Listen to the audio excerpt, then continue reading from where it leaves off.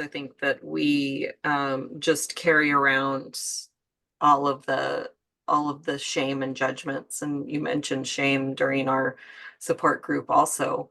Um, the difference between guilt and shame, that guilt is I did something bad, and shame is I am bad. And when we take the time to acknowledge our thoughts, we become aware of our thoughts. And you might not even recognize that you have that belief about yourself. And who knows all the chaos that it's creating in your life to believe I am bad. Welcome to Imperfect Momming. Our children are constantly looking to us for examples. The term role model doesn't quite cut it here. We are shaping their worldview with every move we make. You see, it's not in the lectures we give or moments where we are actively attempting to teach them. It's in the micro movements we make, the unconscious ways in which we navigate life. We are constantly teaching our children how to show up for themselves, their friends, their future partners, and even their future children. So what can we do to ensure we are raising thoughtful, compassionate, self-aware human beings? We have to become them ourselves. No one is perfect, but we can still all be better, and it starts with self-healing. Let's get to it.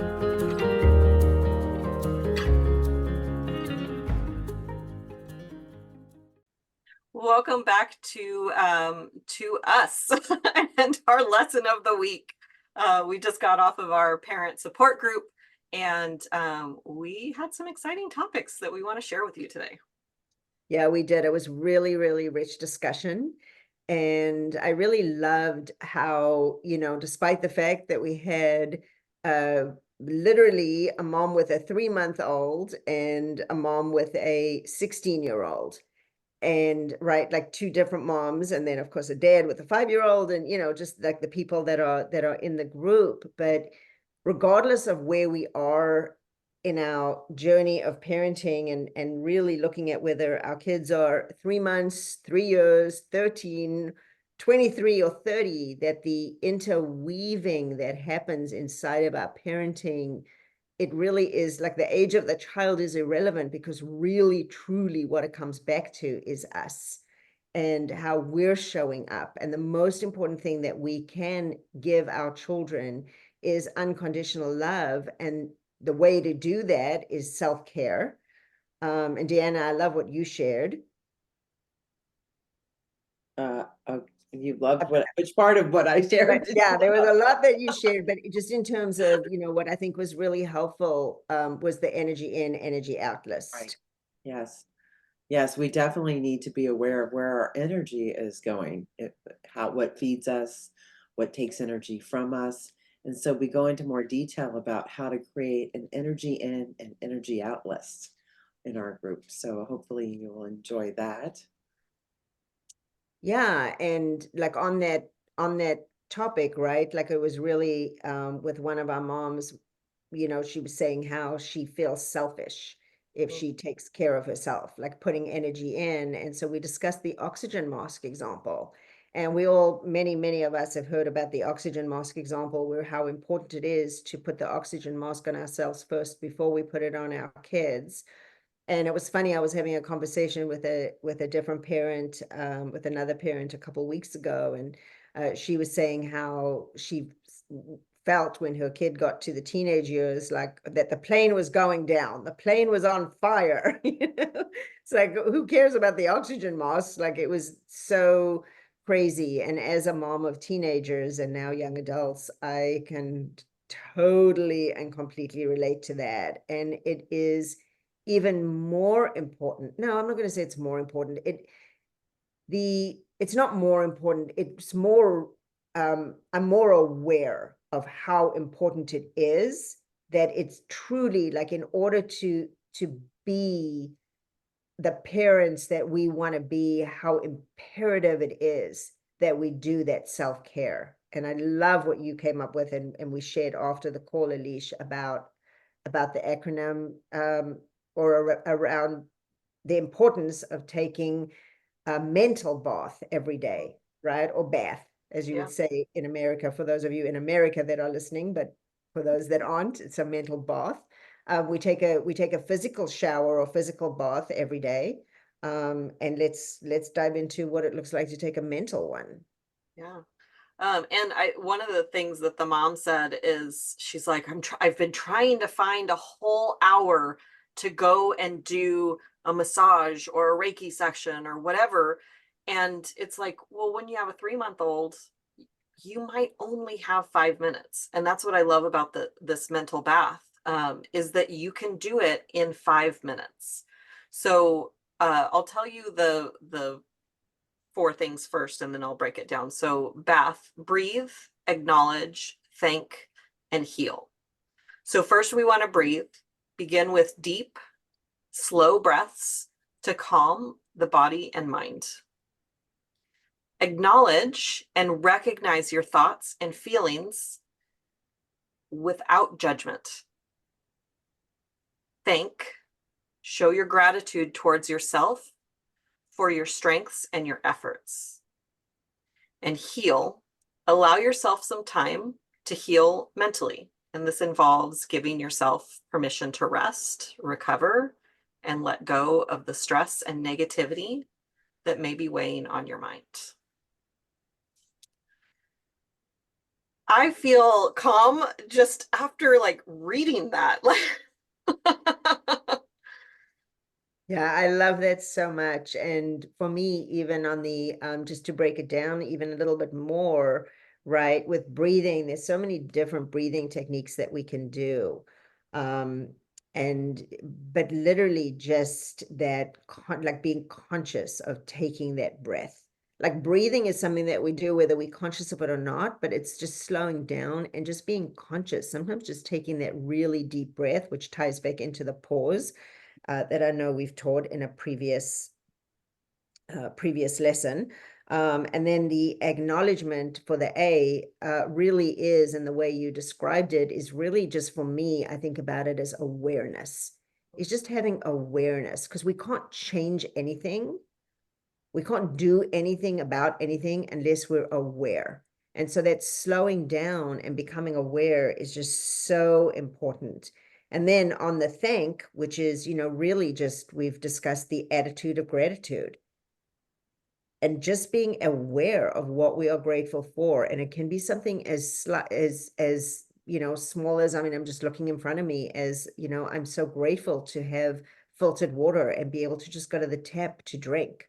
I'm so grateful to have my eyesight that I can look outside and see that, the blue sky and it's shining, and just practicing that. And sometimes I know that I've discussed this in a previous lesson where I didn't feel the gratitude even, but I just continued to practice. I just continued to notice, even when I wasn't necessarily feeling it.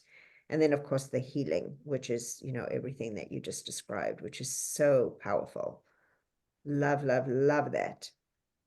I love even just that the acronym BATH, you can just say to yourself, bath, mental bath, and just allow those things to wash over you just in a moment. It's just almost like a touchstone on your heart. Like, my intention is to allow this process, this mental bathing of clearing whatever's present so that I could choose something different. Gives you a breath to stop, pause, which we're always, referring to as pause, and just breathe and just allow yourself that moment, that intention of restoration is how I see it. It's just really restorative. Um, I really appreciate that acronym and what you brought to it, Alicia. Oh, I want to comment on one other thing. Mhm. So I love what you said. Acknowledge your thoughts and feelings without judgment. I Judgment is just one of those very insidious things that we all do to ourselves. That is very important to have a daily practice of releasing these very tiny, subtle judgments that we're always circling around in our heads. And it's just very important to establish a self-forgiveness practice. And I like to do that by at the end of the day, just saying, I forgive myself for judging myself as, and just allow everything that I may have thought about myself come forward and just let it go. It's a really good few minutes just to clear that out. So thank you for that.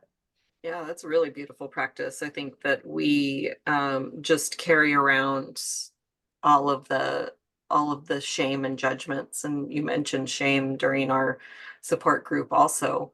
Um, the difference between guilt and shame, that guilt is I did something bad, and shame is I am bad. And when we take the time to acknowledge our thoughts, we become aware of our thoughts.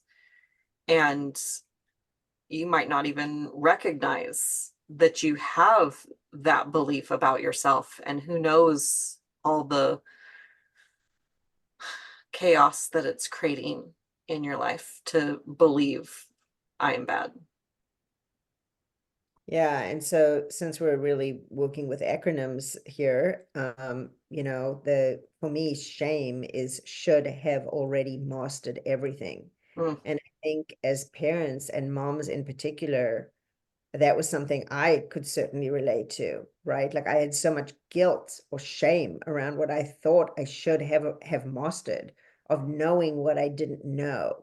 And I couldn't do differently what I didn't know differently. So having that self-forgiveness and bringing it back around, and then on the, pause as an acronym is practice acceptance until serenity exists. And so really also just practicing accepting myself and my choices, and loving myself through my mistakes and through what I perceived as, my own failures, to let go. And to me, I would say, when you let go, you let something else in. And I, not to impose my religion on anybody, and this isn't religious at all. It's just spiritual. So to me, I say letting go and letting God in, because for me, God is God guiding our destiny. And to me, it's not male or female, and it's not a force that's connected to any particular religion. It's just a force that's greater than myself. And so if I practice acceptance and knowing that that force is also with me, like that's something that I've been practicing and consciously connecting to. I think we I need a love these. whole episode of acronyms, of all the acronyms that Melanie has.